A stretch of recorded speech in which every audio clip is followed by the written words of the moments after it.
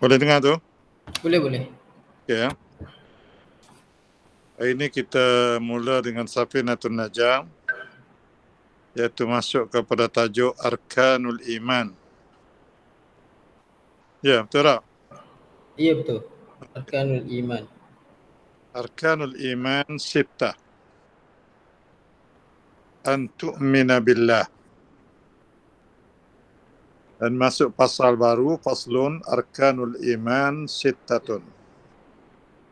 Al-imanu lughatan at-tasdiq wa syar'an iqbalul qalbi wa id'anuh lima ulima bid-darurati annahu min din Muhammadin sallallahu alaihi wasallam. Rukun iman ada 6. Ya.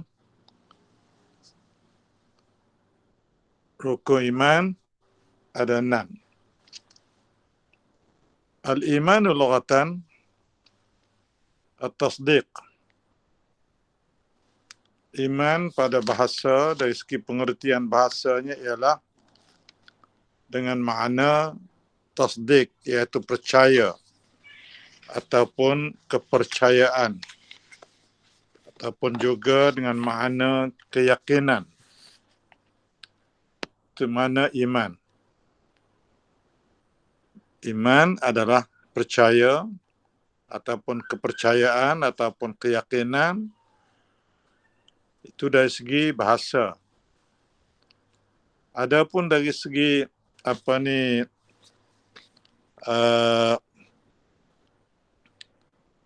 dari segi syaraknya ialah iqbalul qalb wa id'anuhu lima ulima bid-darurati annahu min din Muhammadin sallallahu alaihi wasallam. Iaitulah iqbalul qalb, penerimaan hati. Jadi kepercayaan hati ataupun hati menerima dengan percaya ataupun dengan ada pegangan, itu makna iqbal. Iqbal ni asal kita makna biasanya ialah aqbala yuqbilu. Iqbal maknanya kalau orang kita pergi jumpa, kita pergi jemur dia, itu makna iqbal. Jadi hati menerima ataupun berpegangan dan juga berkepercayaan. Itu makna hati iqbalul qalbi wa id'an. Id'an tu maknanya percaya, kepercayaan ataupun pegangan. Perkara yang termaklum secara spontan. Lima ulima bid-darurah annahu min din Muhammadin sallallahu alaihi wasallam. Jadi percaya tentang apa yang diketahui secara spontan bahawa ianya adalah mengenai sebahagian daripada agama ataupun ajaran yang dibawa oleh Nabi Muhammad sallallahu alaihi wasallam. Itu iman. Maknanya kita terima dengan kepercayaan, dengan keyakinan dan dalam hati terhadap apa yang sedia dimaklumi. Makna benda itu dengan sendirinya dipercayai bahawa Quran misalnya. Dengan secara daruri ataupun secara spontannya orang boleh faham Quran itu adalah wahyu ataupun yang dibawa oleh Nabi Muhammad sallallahu alaihi wasallam. Ini orang darat pun boleh faham, orang bandar pun boleh faham, boleh tahu. Mana bila dia terima, bila dia tahu itu dan diterima, maka itu dinamakan sebagai iman.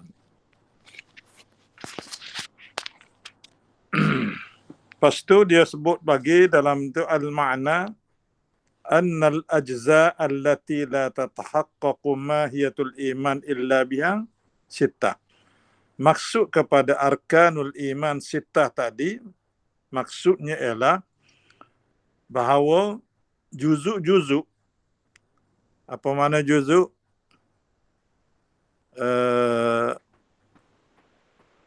Perkara asas, kerangka asas, itu makna juzuk.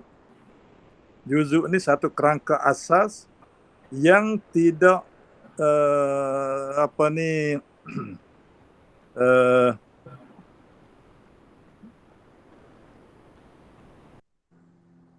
yang tidak terlaksana,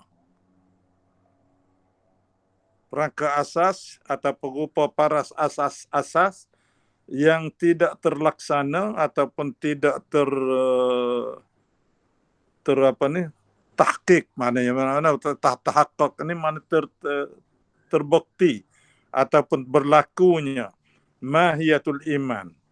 Mahiyatul iman tu hakikat iman, illa biha, melainkan dengannya. Dengan apa tu? Dengan kerangka asas tadi. Misalnya kalau kita kata mahiyatul syai', ya, hakikat sesuatu, benda ataupun kerangka asas kepada suatu benda, rupa bentuk asasi bagi sesuatu dinamakan mahiyah. Mahiyatul syai'. Mahiyatul bait, kalau kita katakan kerangka asas ataupun sifat rupa paras asasi kepada rumah, apa dia? Ada tiang, ya, ada tiang, ada apa ni, ada apa panggil itu, berubah dinding apa semua, ada kerangka, itu kerangka dia. Mana kalau tak ada kerangka yang ini tak cukup, orang tak panggil rumah lagi. Ya. Jadi begitu juga iman, lagi tidak cukup kerangka dia, juzuk-juzuk yang mana kerana adanya juzuk itu maka adalah iman ataupun sifat rupa paras kepada iman itu. Itu dari segi makna sajalah, dari segi bahasa sajalah. Ya. Misalnya dalam Quran disebut orang Bani Israel tanya Nabi Musa, bila Nabi Musa kata innallaha ya'murukum an tadhbahu baqarah, bahawa Allah Ta'ala perintah kepada kamu supaya kamu sembelih lembu betina.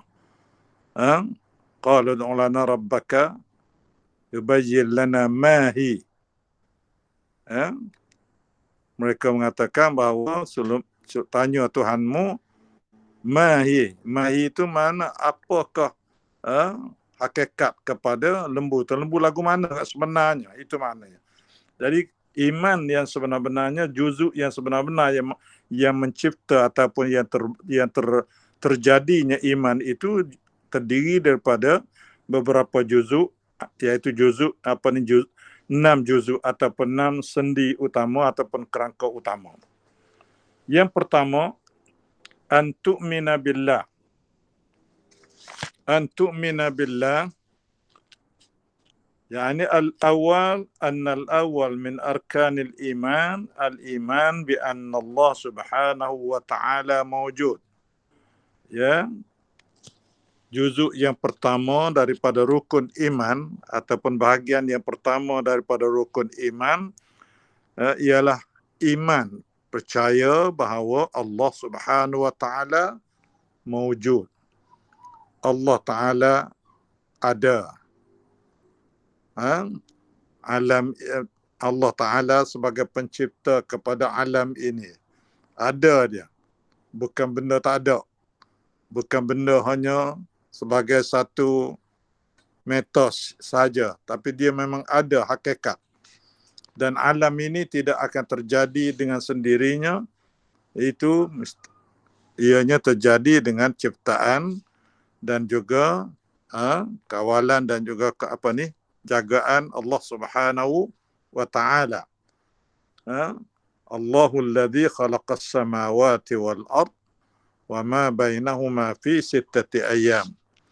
Allah yang mencipta langit dan bumi dan segala benda yang ada di antara langit dengan bumi dalam tempoh 6 hari. 6 hari mengikut perhitungan alam Allah Subhanahu wa taala, bukan alam kita sekarang ini.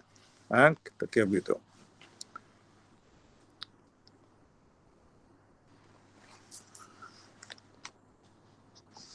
Wa annahu wahidun fi dzatihi.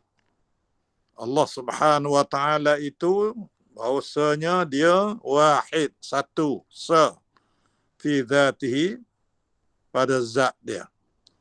Pada zat, nak terjemuh dengan apa zat ni? Kalau kita orang panggil tubuh badan.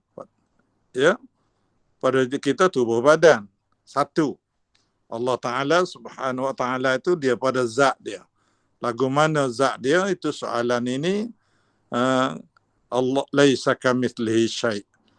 Zat dia tidak sama dengan, tidak ada yang seumpamanya, yang serupa dengannya oleh sesuatu.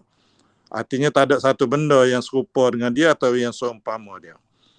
Begitu juga Allah Ta'ala ini wahidun fi sifati. Begitu juga Allah Ta'ala ini pada sifat dia.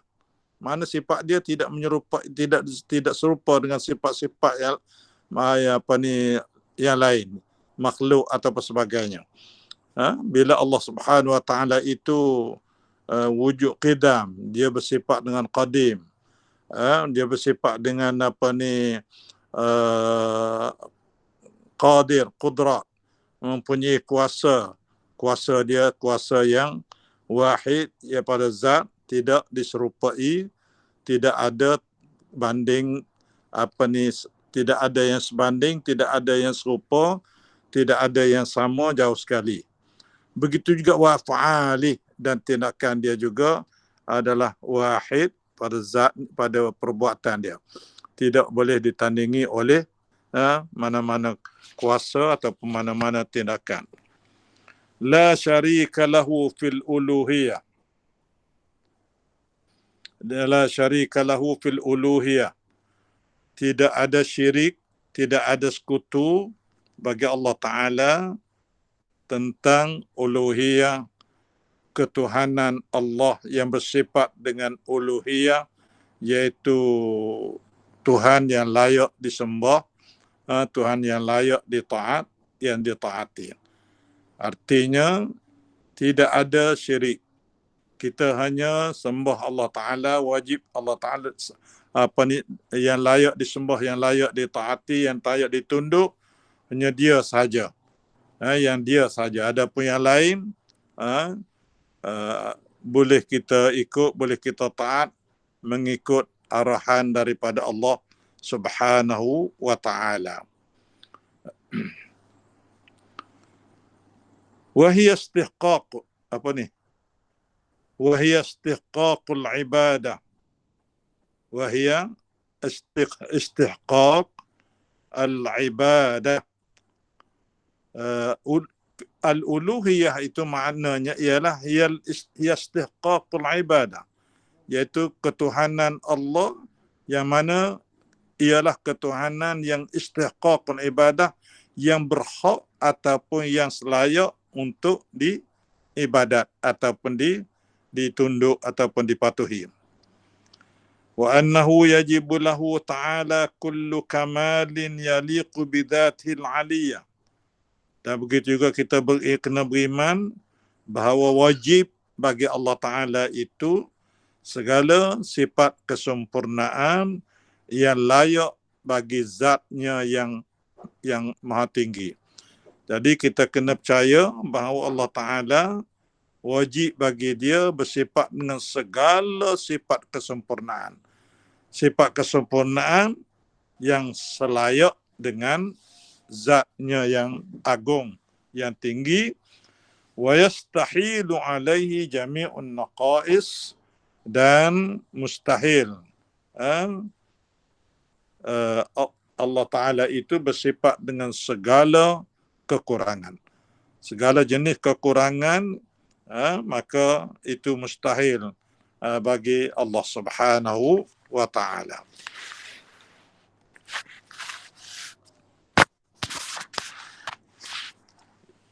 Itulah dinamakan istihqaqul ibadah, iaitu kelayakan dan keberhakan untuk disembah, diibadat. Tak ada orang lain yang layak, yang selayaknya ataupun yang mempunyai hak untuk ditaati, disembah dan dipatuhi, diibadat. Itu sifat Allah Subhanahu wa Ta'ala.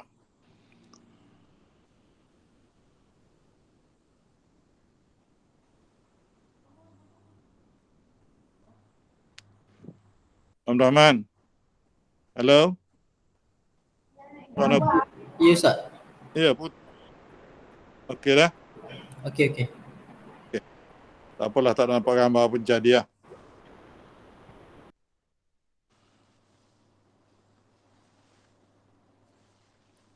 Ya. Wa'lam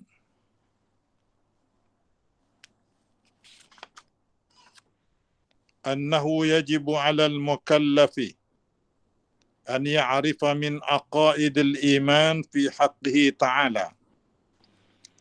Dan wajib, sesungguhnya wajib ke atas orang yang mukallaf, wajib dia mengetahui mengenai dengan akidah keimanan yang menjadi hak bagi Allah Subhanahu wa taala.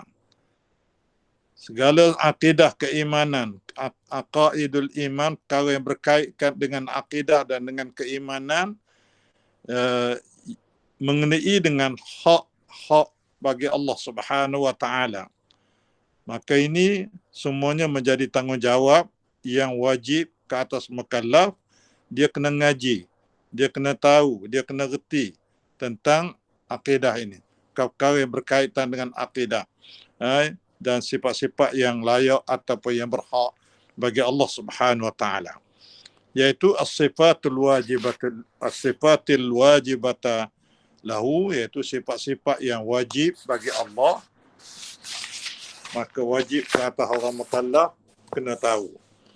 Wal mustahilata alai, dan begitu juga sifat yang mustahil wajib kena tahu juga oleh orang yang mukallaf. Wal jaizatu fi haqqi, dan begitu juga sifat yang harus bagi Allah Subhanahu wa taala. Dia kena tahu dan dia kena faham, dia kena reti. Wa an yu'mina biwujubil wajibati wa istihalatil mustahilati wa jawazil jaizah. Begitu juga dia kena beriman, kena percaya wajib Allah Ta'ala bersifat dengan sifat-sifat yang wajib tadi, dan mustahil Allah Ta'ala bersifat dengan sifat-sifat yang mustahil bagi dia, dan begitu juga wajib dia kena tahu, dia kena beriman Allah Ta'ala bersifat dengan sifat-sifat yang harus bagi Allah Subhanahu wa Ta'ala. Itu maksud kepada kitab kita itu.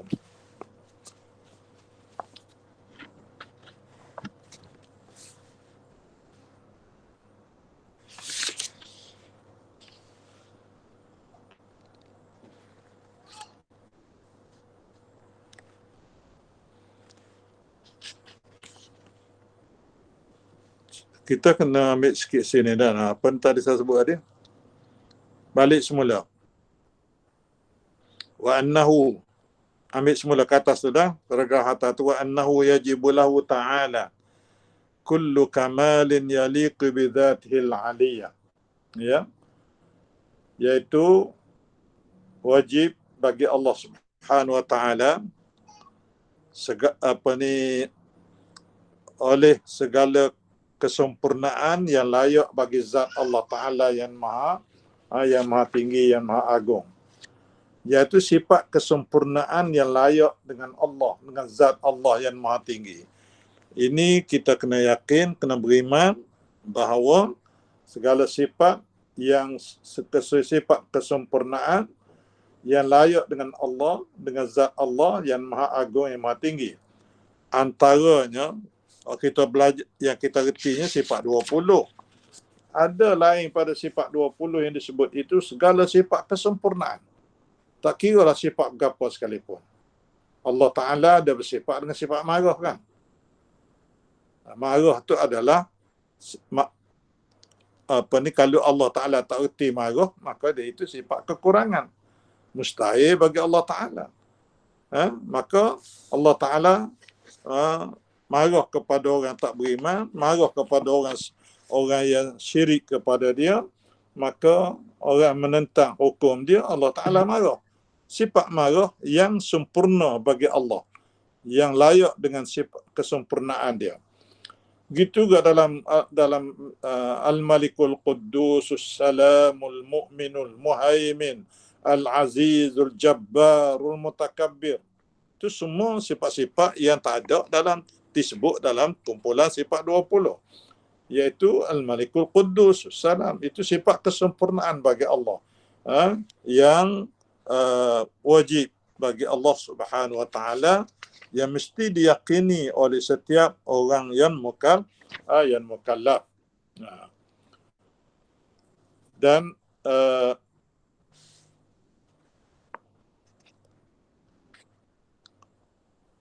jadi selepas itu wal wajibatu 20 sifatan. Sifat yang wajib bagi Allah Ta'ala tu ada 20. Ada 20 sifat. Tu tak ayah baca dah, yang tak faham dah tu. Jelas belakang dah. Al-wujud, qidam baqa' mukhalafatul hawadith, wa qiyamuhu binafsih, wal wahdaniyah, wal qudrah, wal iradah, wal ilm, wal hayah, wal sam, wal basar, wal kalam. Lepas itu, wal mustahil itu, lepas itu dia sebut lagi apa ni, wal ilm, wal hayah, wal sam, wal basar, wal kalam, wa kaunuhu qadiran, wa kaunuhu muridan, wa kaunuhu aliman, wa kaunuhu hayyan, wa kaunuhu sami'an, wa kaunuhu basiran, wa kaunuhu mutakalliman. Apa maksud di antara qudrat dengan kaunuhu qadiran? Qudrat, Allah Ta'ala berkuasa.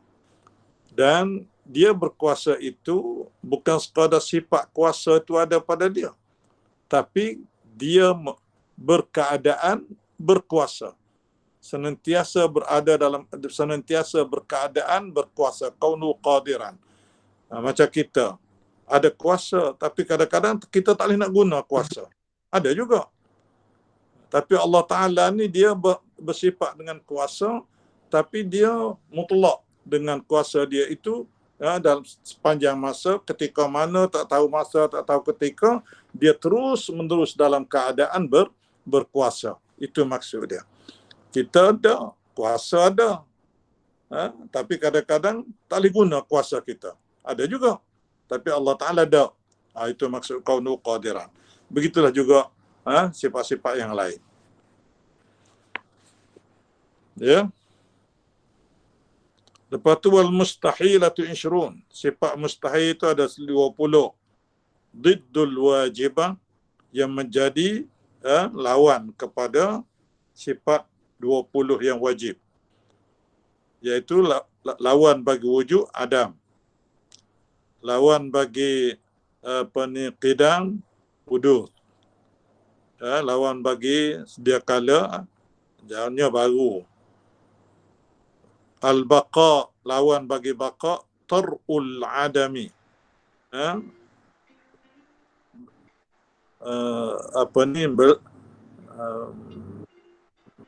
Berlaku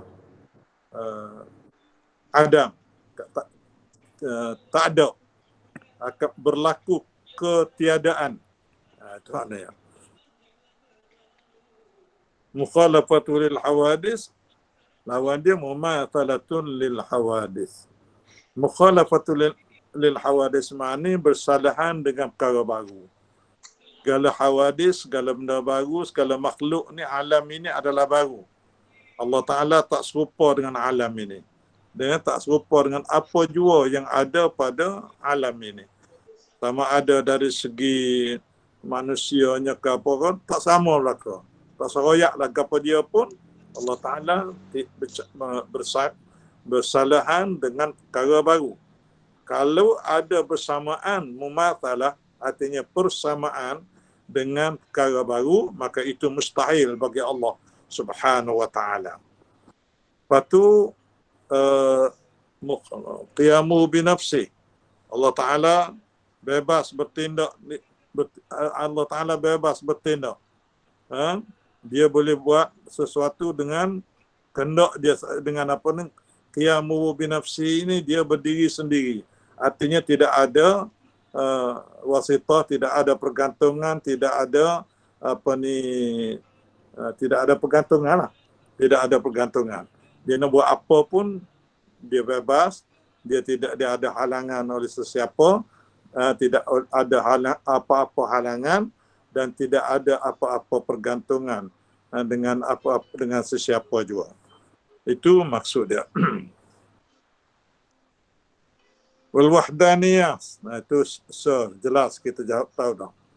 Yakni lawan dia adamul wahdaniyah, iaitu tidak wal azzu an ayyi mumkin. Lawan bagi qudrat. Qudrat artinya kuasa. Lawan bagi kuasa itu ia lemah. Al-azzu an ayyi mumkin.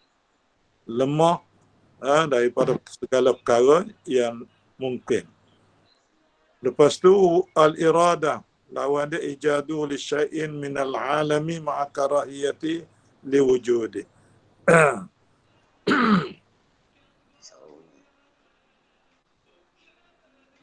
Al-iradah mana Allah Ta'ala bersifat dan sifat iradah berkehendak. Lawan dia ijaduhu li syai'in min al-alami ma'a karahiyatihi li wujudi. Artinya dia buat sesuatu, dia mengadakan sesuatu alam ini. Satu-satu benda daripada alam ini dibuat oleh Allah Ta'ala dalam keadaan yang dia sendiri tak suka benda tu ada. Maka ini artinya lawan bagi iradah. Iradat Allah Ta'ala adalah iradat mutlak. Fa'alul lima yurid. Dia nak buat apa, dia bebas. Dia boleh buat apa yang dia nak buat. Tapi kalau dia buat itu kan dia sendiri tak boleh buat, maka itu jawabnya dia tidak mempunyai iradat yang bebas. Yang mutlak. Macam kita lah. Ya.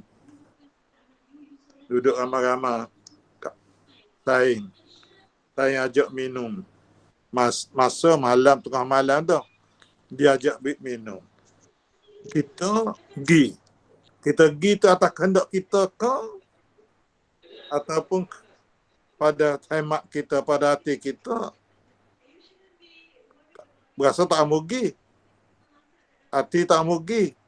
Tapi ra'i ke orang. Artinya, kehendak kita itu tidak mutlak. Tidak bebas. Maka itu sifat itu bercanggah dengan Allah yang sebagaimana disebut ijaduhu li syai'in mencipta ataupun menjadikan bagi sesuatu alam daripada alam ini dengan disertai dengan karahiyatuhu li ijad li wujudi, dengan ketidaksukaannya bagi adanya. Nak terjemah payah tak erti dah. Artinya dia tak suka benda tu ada, tapi terpaksa kena buat. Maka itu tidak dinamakan iradah. Tidak layak bagi Allah Subhanahu Wa Taala. Ilmu lawan dia jahil, tak apalah tu. Mati, hidup dengan lawan dia mati. Mendengar lawan dia as-samam, dia tu pekak. Wal basar, lawan dia buta, al-ama. Wal bakamu, lawan dia ialah al-kalam, iaitu apa panggil ni, bisu. Itu dia sifat-sifat Allah Subhanahu Wa Taala. Wal jaizatu wahidatun wa hiya fa'lu kulli mumkinin aw tarkuh. Sifat yang harus bagi Allah Ta'ala saja, satu saja. Bukan satu sifat ni. Yang harus bagi Allah Ta'ala itu satu saja. Iaitu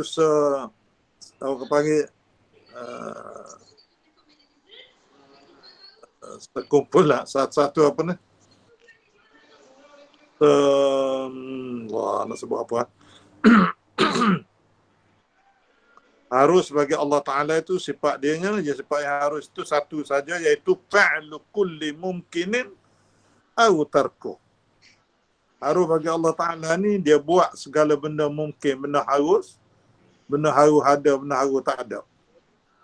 Itu harus bagi Allah Ta'ala. Dia nak buat benda tak ada, dia nak adakan boleh, harus. Benda ada, dia nak jadikan tak ada, harus. Itu dikatakan sama ada dia buat atau dia tak buat. Au tarkuhu tu tak buat. Fi'lu kulli mungkin, buat benda harus, au tarkuhu ataupun meninggalkannya, iaitu tak buat. Jadi dia nak benda harus bagi yang berlaku atau apa ni, hujan ataupun panas. Harus sebab hari ini hujan. Harus juga hari ini tak hujan. Yang buat hujan, buat tak hujan tu ialah Allah. Sama ada dia nak turun hujan ataupun tidak, tu harus bagi dia. Tidak ada. Stop warna kat bawah. Ya? Tak dengar. Dah cembur kat stop. Ya? Terdengar? Ada mas? Halo? Dengar tak? Dengar. Dengar? Dengar. Okey. Itu sifat yang harus bagi Allah Subhanahu Wa Taala. Kalau tak jelas apa ni terjemahan perkataan tu, sila itu balik dah. Apa ni, tanya balik, betul balik. Okey, kita pergi sikit lagi. Wal wajibu huna. Wal wajibu huna. Dan yang wajib di sini. Apa maksud wajib? Yang dikatakan sifat wajib bagi Allah, sifat mustahil bagi Allah Ta'ala, sifat haruh bagi Allah Ta'ala tadi. Apa yang dimaksudkan dengan wajib? Yang maksud wajib di sini ialah ma la yutasawwaru fil aqli adamu. Benda yang tak boleh nak digambarkan daripada akal, tak tergambar pada akal, tidak ada apa ni, tidak boleh nak ditasawurkan pada akal ketiadaannya. Benda hak tak boleh, akal tak boleh terima, benda tak ada. Benda tu tak ada, akal tak boleh terima. Maka benda tu wajib ada maknanya. Wajib ada. Maka sifat apa ni qadim bagi Allah Ta'ala itu adalah sifat wajib. Maka tidak apa ni, tak boleh nak terima oleh akal kita, tak boleh nak gambar oleh akal kita bahawa tidak ada sifat wajib, sifat qadim bagi Allah Ta'ala. Maka itu benda wajib kena ada sifat qadim. Sifat qadim itu mesti wajib ada kepada pada Allah Ta'ala, yang mana kalau kita nak kata tak ada, akal tak boleh terima. Begitu. Ya. Wal mustahil ma la yutasawwaru fil aqli wujudu. Hak mustahil pula, akal tak boleh nak gambarkan di akal, tak boleh nak apa nak panggil tasawurkan pada akal adamuhu ataupun wujud, yakni wujudu tidak boleh tasawur pada akal kewujudannya. Itu kalau benda tu boleh tasawur akal ada, maka itu orang panggil wajib. Bukan mustahil, tapi mustahil ni benda yang akal tak boleh nak terima ada. Tak boleh nak terima ada, ataupun tak boleh nak terima ada. Itu maksud perkara mustahil. Wal jaiz ma yutasawwaru fil aqli wujudu wa adamu. Harus ni benda yang boleh dikhayal oleh akal, digambarkan oleh akal, tentang adanya dan juga tentang tak ada dia. Nak kata ada pun boleh, nak kata tak ada pun boleh, benda tu benda harus. Tapi bila benda mustahil, nak kata ada tak boleh terima akal. Kerana dia mustahil. Dan nak kata benda tu wajib, nak kata kita apa ni, benda yang wajib pula ialah benda yang akal tak boleh nak terima tak ada. Maka ianya wajib ada. Itu yang dimaksudkan dengan wajib, mustahil dan juga al-jaiz ataupun harus. Itu dia. Okey, habis takat tu hari ni, wallahu alam. Kita sambung sikit hadis. Baca hadis, man. Bismillahirrahmanirrahim. Wa an Abi Hurairah radhiyallahu an wa an Abi Hurairah Abdurrahman ibni Sakhrin radhiyallahu an qala Abdurrahman bin Sakhrin. radhiyallahu anhu qala Rasulullah sallallahu alaihi wasallam, inna Allah la yanzuru ila ajsadikum wala ila suwarikum walakin yanzuru ila qulubikum, rawahu Muslim. Okey. Ada terjemahan? Maksudnya daripada Abu Hurairah Abdurrahman bin Sakhar radhiyallahu an, katanya telah bersabda Rasulullah sallallahu alaihi wasallam, sesungguhnya Allah Subhanahu wa taala tidak memandang kepada tubuh badan kalian dan rupa paras kalian, akan tetapi Allah Subhanahu wa taala memandang kepada hati-hati kalian. Okey, terima kasih. Ya, kita masih duduk pada hadis yang ke-8. Hadis ini masih lagi berkaitan membicarakan tajuk asalnya, iaitulah berkaitan dengan niat. Hadis riwayat Abdurrahman ini hadis sahih yang diriwayatkan oleh Imam Muslim, di mana Rasulullah menegaskan bahawa Allah Ta'ala tak pandang tubuh badan dan Allah Ta'ala tak pandang rupa paras, tapi yang dipandang ialah hati.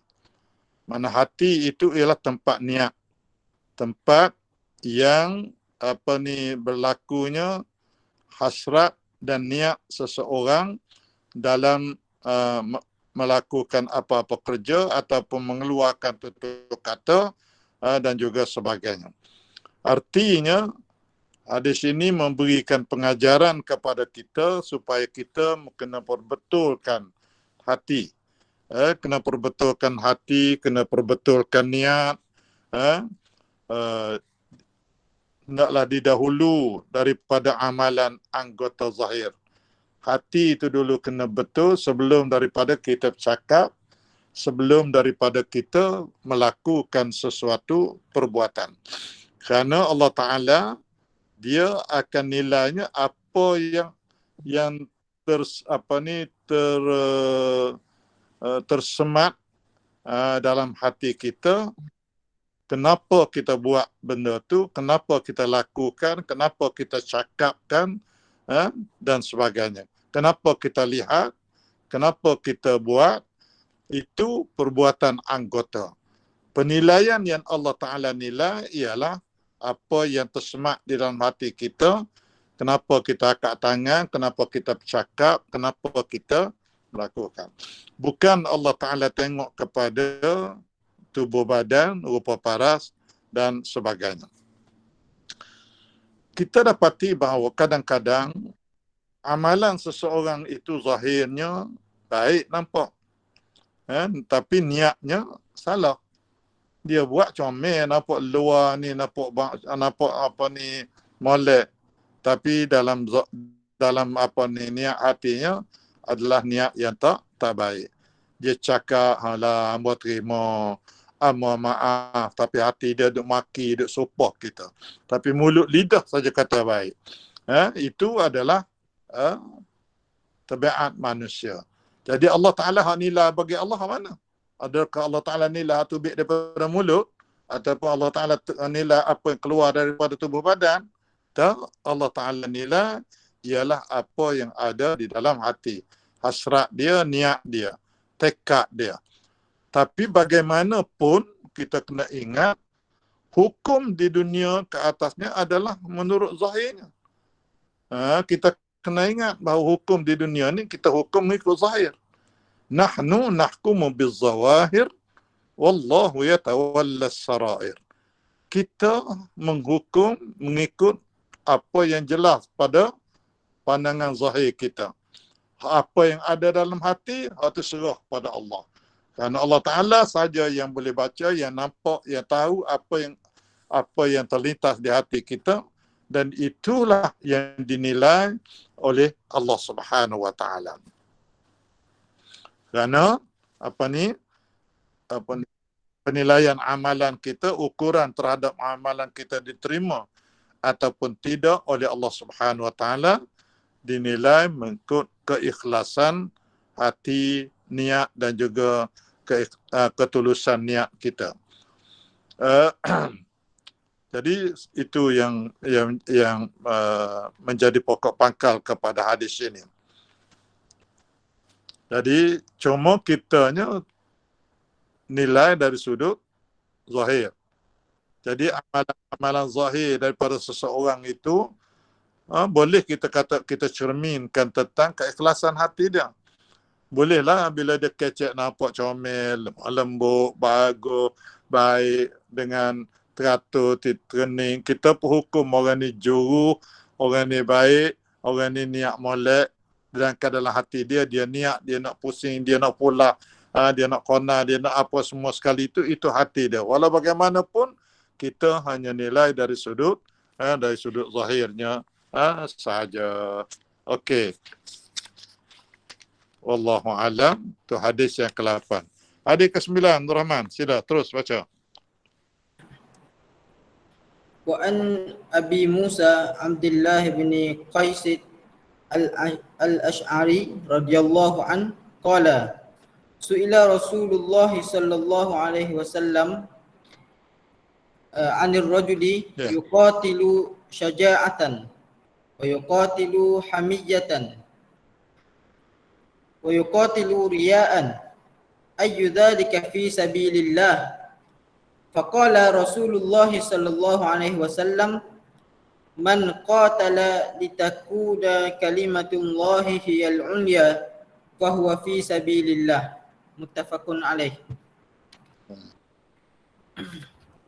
Maksudnya daripada Abu Musa Abdullah bin Qais al-Ash'ari, beliau berkata Rasulullah sallallahu alaihi wasallam pernah ditanya mengenai seorang lelaki yang berperang supaya dikatakan dirinya seorang yang berani, berjuang kerana membela kesukuan dan berjuang kerana riak. Manakah yang disebut sebagai berjuang di jalan Allah?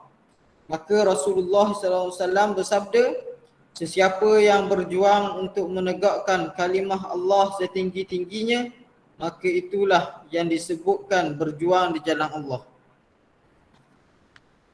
Ya. Inilah satu lagi mengenai dengan hadis dan mengenai dengan niat. Hadis yang berkaitan dengan niat dan ianya penilaian mengenai dengan amalan-amalan seseorang itu. Di mana zahirnya nampak amalannya baik, tapi hatinya tidak ada siapa yang boleh baca melainkan Allah Subhanahu wa taala. Dalam hadis yang ke-9 ini riwayat daripada Abu Musa Abdullah bin Qais al-Ash'ari, dia menyebut mengenai dengan seorang yang pernah minta penjelasan daripada Rasulullah sallallahu alaihi wasallam tentang 3 keadaan orang yang berjuang.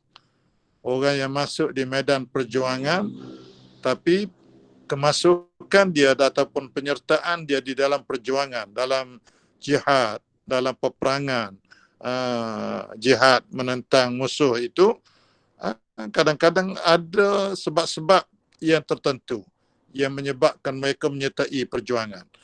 Ada di antaranya yang masuk nak tunjuk berani, nak tunjuk berani lah tak? Nak tunjuk berani. Ada yang masuk kerana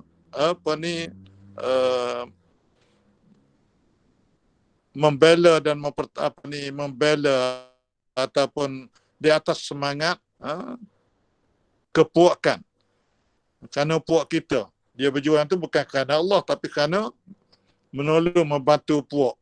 Bukan kerana Allah Subhanahu wa taala. Dan ada juga yang berjuang kerana riak, nak tunjuk ke orang ataupun nak bermuka-muka dengan orang ramai. Siapa di kalangan antara 3 ni yang berjuang pada jalan Allah Subhanahu wa taala? Lalu Rasulullah kata bahawa orang yang berjuang untuk nak tegakkan syariat Allah, kalimah Allah Ta'ala, nak tegakkan agama Allah Subhanahu Wa Ta'ala yang agung, yang maha tinggi. Itulah perjuangan pada jalan Allah Subhanahu Wa Ta'ala. Jadi matlamat ataupun hakikat kenapa sesuatu amal itu dilakukan, itulah yang menjadi ukuran. Kenapa kita buat sesuatu amalan? Berperang, menegakkan Islam ataupun membela Islam adalah baik. Tapi apakah tujuan di sebaliknya? Di sebalik kita berjuang pada jalan Allah Ta'ala tadi, apakah tujuan sebenar yang di sebalik daripada penyertaan kita itu? Ada tujuan untuk nak cipta nama. Nak cipta nama ni syaja'atan lah. Kerana nak tunjuk berani, nak jadi pahlawan, nak jadi hero, dan sebagainya. Dikatakan sebagai gagah perkasa dan sebagainya. Yang keduanya, hamiyah. Yuqatilu hamiyatan. Kerana membela bangsa, bela puak, bela kumpulan. Yang ketiganya, yuqatilu riya'an. Berjuang kerana riak. Tunjuk body, tayang body. Itu nak nak nunjuk-nunjuk kepada orang yang kita ni kononnya duduk dalam perjuangan. Ketiga-tiga ini tak termasuk di dalam kalangan orang yang menegakkan kalimah Allah. Hanya yang dikatakan perjuangan pada jalan Allah ialah untuk menegakkan kalimah Allah Subhanahu Wa Ta'ala. Itu saja. Dah kita tahu dah orang itu berjuangkan apa? Adakah dia berjuangkan nak tegakkan kalimah Allah Ta'ala sungguh niat dia? Kita tak tahu. Yang tahunya ialah Allah Subhanahu Wa Ta'ala. Allah Ta'ala tak tengok tubuh badan, tak tengok rupa parah, tak tengok. Allah Ta'ala tengok hati. Kalau tengok hati Allah, kita tengok rupa parah, kita tengok zahir. Jadi sebab itu, kalaulah sesiapa yang mati dalam perjuangan itu, sama ada dia ni berjuang kerana nak bela bangsa ke, kerana tayang body ke, kerana nak cari nama ke, tiba-tiba dia terbunuh di dalam medan perjuangan menegakkan kalimah Allah Ta'ala. Niat dia ada lain tu hal lain. Tapi perjuangan itu adalah sah perjuangan untuk menegakkan kalimah Allah Ta'ala. Kalau dia gugur syahid, hukumnya hendaklah diurus sebagai orang yang mati syahid. Jadi janganlah kita tak tahu dia niat ke mana. Kita anggap yang dia tu niat kerana Allah Ta'ala, kerana nak tegakkan hukum Allah. Maka bila dia mati syahid, maka hendaklah diurus kematian dia itu secara orang yang mati syahid. Ya, itu yang pertama daripada maksud hadis ini. Yang keduanya ialah kita dituntut supaya berjuang pada jalan Allah Subhanahu Wa Ta'ala. Memang kita amat menjadi satu kewajipan fardu kifayah kepada setiap orang beriman, fardu kifayah ke atas orang yang beriman untuk menyertai perjuangan pada jalan Allah Subhanahu Wa Ta'ala. Hukumnya ialah fardu kifayah, di mana sebahagian daripada orang Islam ini telah menyertai perjuangan, dan dengan bilangan penyertaan yang ada itu sudah mencukupi, maka terlepaslah dosanya daripada orang, dan terlepaslah dosa daripada mereka yang masih lagi tidak menyertai. Tetapi kalau selagi Islam masih belum ditegak, Islam masih lagi ditindas, Islam masih lagi dipinggir, Islam masih lagi diketepikan hukumnya, maka perjuangan itu mestilah disertai oleh sesiapa jua yang mempunyai kemampuan dan kelayakan, mengikut kemampuan dan kelayakan masing-masing. Maka masih tidak lagi menjadi fardu kifayah, tetapi fardu ain ke atas orang-orang yang mempunyai daya keupayaan dan kemampuan. Itu yang dimaksud. Sebab itu Allah Ta'ala kata wajahidu fillahi haqqa jihadi. Hendaklah kamu semua berjihad, berjuang pada jalan Allah dengan sebenar-benar jihad.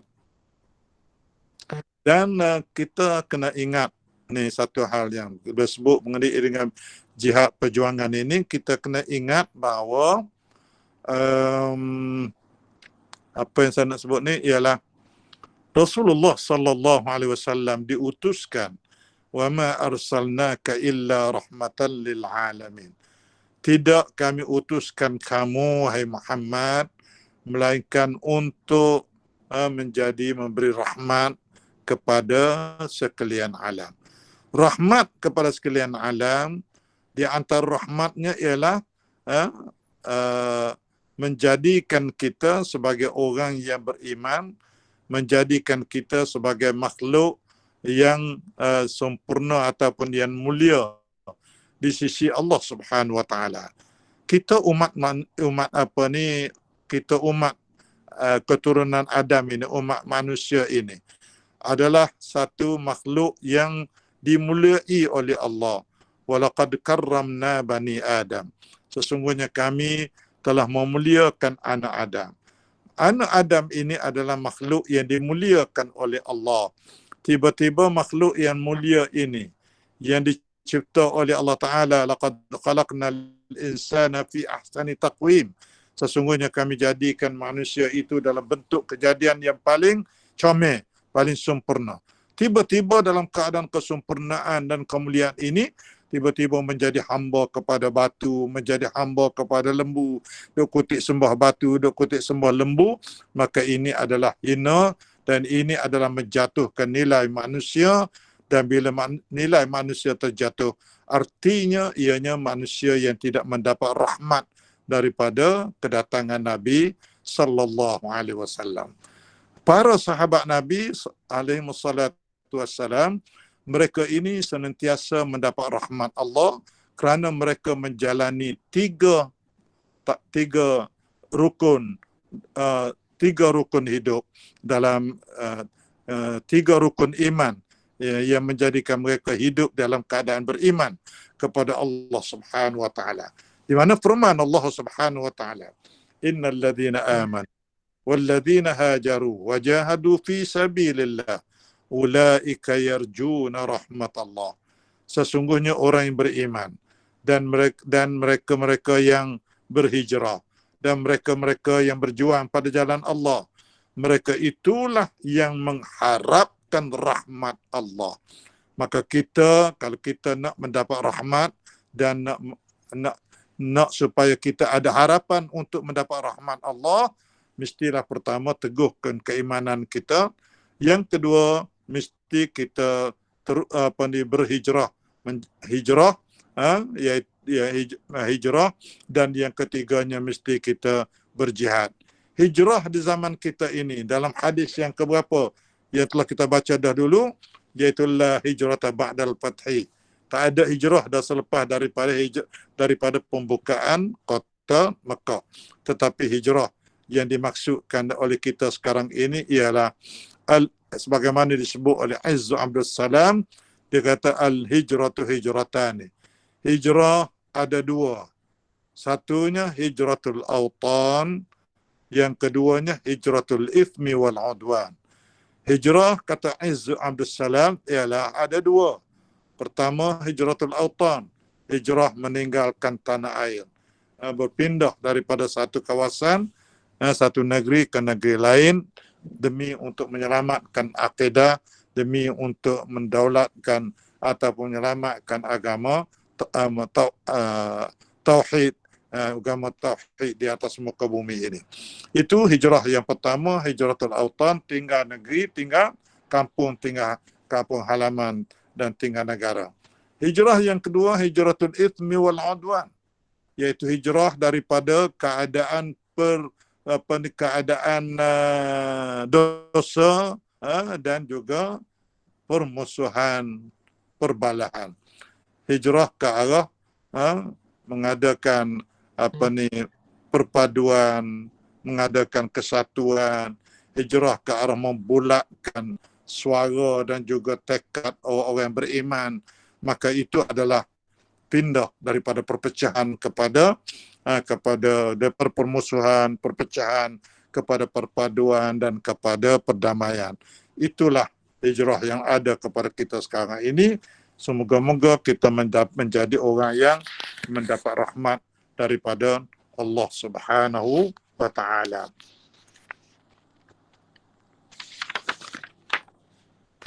Okey, yang ke-10 Rahman, kita lagi habis amalan.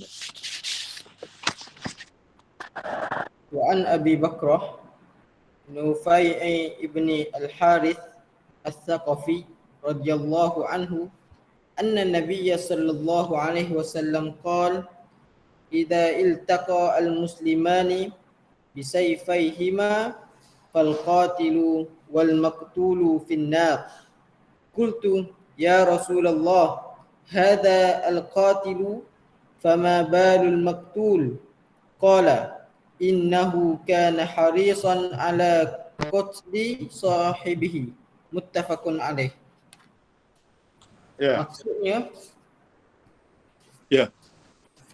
Maksudnya daripada Abu Bakrah Nufai' bin Al-Harith Al-Thaqafi radhiyallahu an, bahawa Nabi sallallahu alaihi wasallam bersabda, jika dua orang Muslim berhadapan dengan membawa pedang masing-masing, maka yang membunuh dan yang dibunuh sama-sama masuk neraka.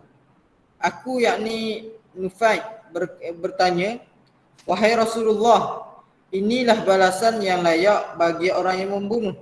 Tetapi apakah dosa orang yang dibunuh? Baginda menjawab, sesungguhnya dia juga berhasrat untuk membunuh saudaranya itu. Ya. Ini masih lagi berkait dengan niat. Tajuk yang hukum hadis itu banyak cerita lah, tapi pokok yang ada di sebalik hadis ini ialah masih lagi berkaitan dengan niat. Iaitu dua orang Islam sama-sama Islam ini masing-masing bawa pedang. Bukan seorang bawa, seorang tak ni. Kedua-duanya ada pistol, ada pelapar, ada belaka, ada pedang belaka. Kedua-duanya berbala dan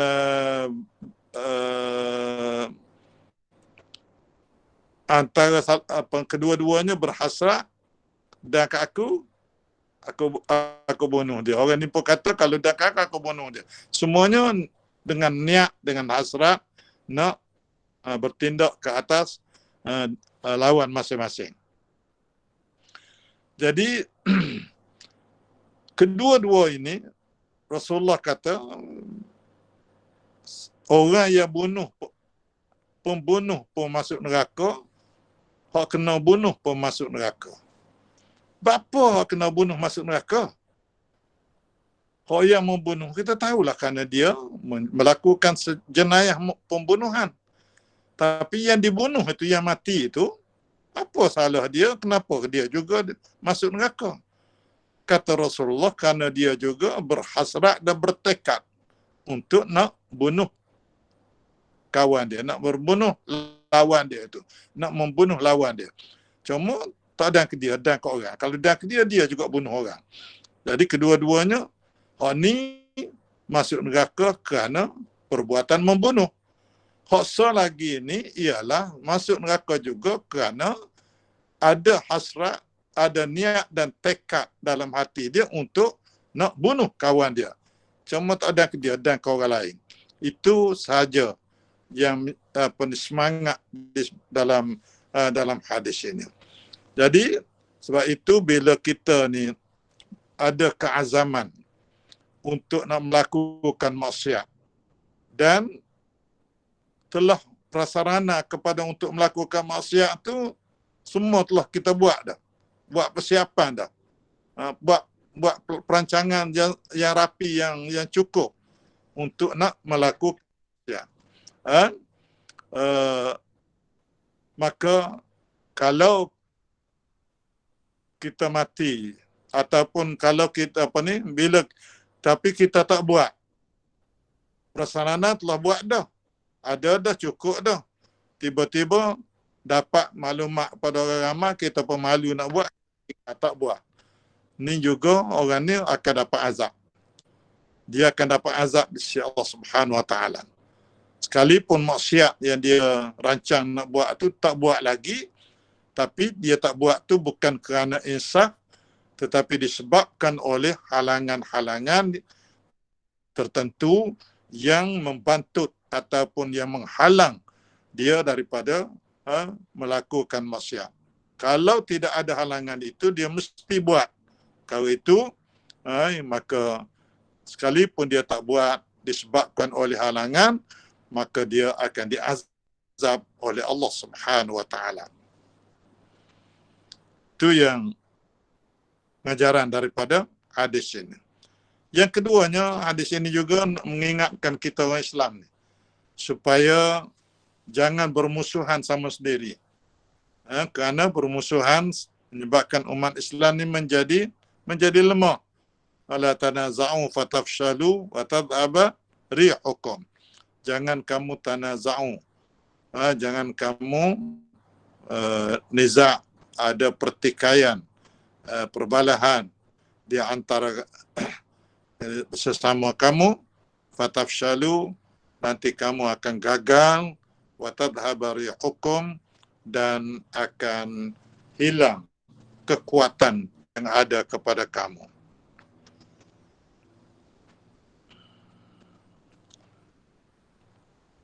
Ada disebut dalam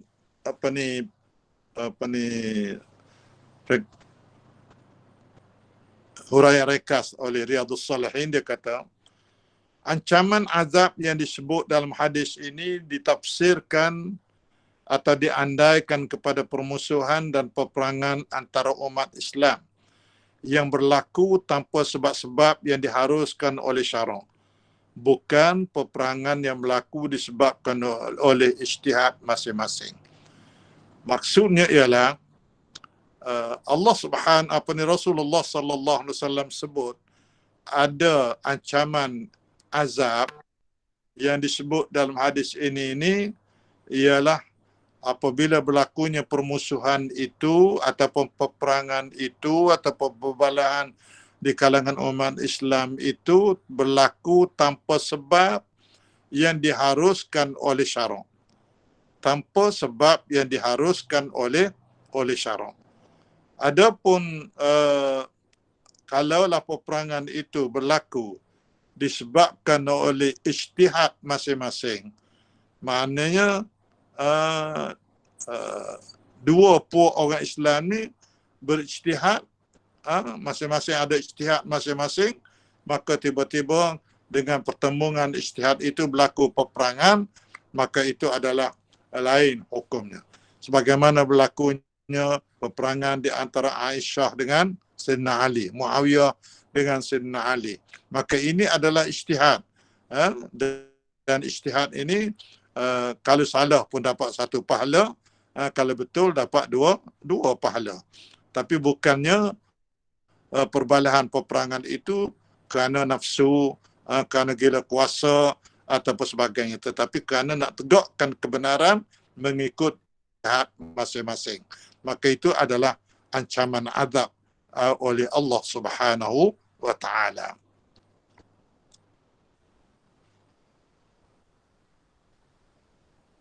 Ya. Ada apa-apa yang nak ada itu? Saya cukup dulu hari ini 3 hadis. Maaf banyak dah anda salah kalau ke mana. Atau tak ada tali buka terus. Tak ada orang yang tak ada rumah ni. Okey, Maman, kita jumpa hari ni pula nah. InsyaAllah. Jadi alhamdulillah selesai untuk pengajian pada malam ini bagi fiqh dan juga hadis Nawawi. Jadi sebelum kita tutup majlis pada malam ini, anda bukalah sekejap 5 minit untuk kalau ada sebarang persoalan boleh kemukakan kepada yang berbagi Tuan Guru Datuk Hussein Awang. Jika ada sebarang persoalan, insya-Allah kita buka 5 minit. Ada ke? Okey, ada tu. Kalau tak ada, jadi alhamdulillah kami ucapkan ribuan terima kasih kepada yang berbagi Tuan Guru atas penyampaian pada malam ini. Jadi sebelum kita tutup majlis kita pada malam ini, kita akhiri dengan tasbih kafarah dan suratul Asr.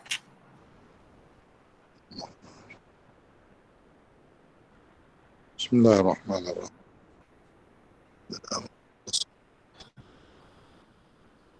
Assalamualaikum warahmatullahi wabarakatuh. Kita jumpa lagi hak kakak datang ni pula. InsyaAllah. Allahu a'lam. Assalamualaikum warahmatullahi wabarakatuh.